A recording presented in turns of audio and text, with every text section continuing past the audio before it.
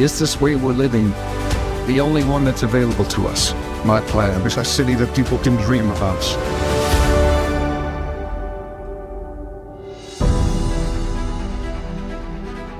Welcome to Stage 22, where we are here on the set of Megalopolis, and we are bringing the world of New Rome to life in a completely new way. We are prepping for scene 74 for Megalopolis. It is the hero scene of the film, according to Francis himself. Mr. Coppola told us that this scene was the most important scene to him in this entire film. So we've been working around the clock, both literally and figuratively, to figure out how to bring this vision best to life. Our job is to build the environments for any story that we're trying to tell. When Francis Coppola closes his eyes and sees Megalopolis in his mind, we are allowing him to now physically see what Megalopolis looks like in person, in camera, on the LED environment. The volume stage at Trilith on stage 22 is really quite a marvel of technology. We're trying to replicate a real environment and blend it into our sets and our effects without having to use a lot of visual effects to clean it up. So working on volume is really no different than setting up any other scene. You're always going to start with a keyframe. This keyframe actually gave us a lot. We have the clock, which is actually a physical set build within the volume, along with the girders and the wires that would be holding them up. There's quite a bit of a set installed in our volume now, and so we work closely to ensure that the scene, the virtual version of our scene that we load, is looking good, is performing, and it's going to integrate well with the physical set as well, so when it comes to color corrections and how it extends into the virtual scene. For a scene like this, you do want to create some semblance of reality, so that includes everything from cloud movement to sun position, which once you move the sun, you're relighting the entire environment.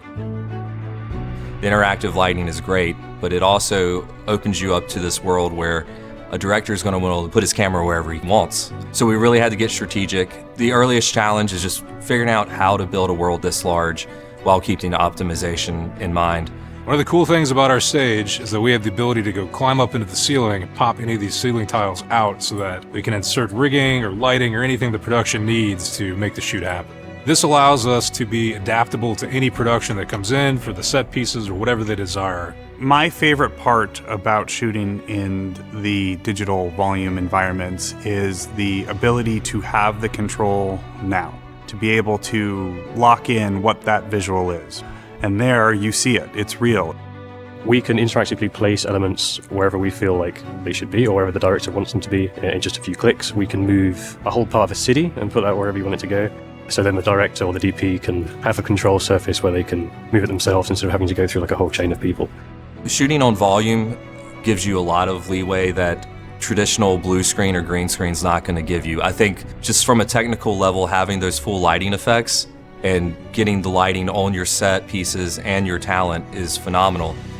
Working with a director like Francis, he likes to work with his actors. And if you can give that reality to your actors while you're shooting the scene, instead of standing in a blue void, it heightens their performance automatically. One of the key elements that comes into play in this scene is when Adam Driver's character, Caesar, uses a time stop. And when that happens, everything around him freezes.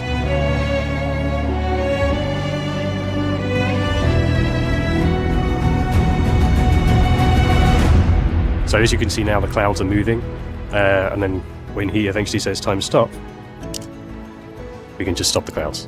And that also stops the fog moving as well. When I was up there rehearsing with them, it was like very disconcerting with the world moving around you. I had to say, whoa, wait a minute, let me just like focus here a second, because it was totally real. Here, you're going to believe it's happening.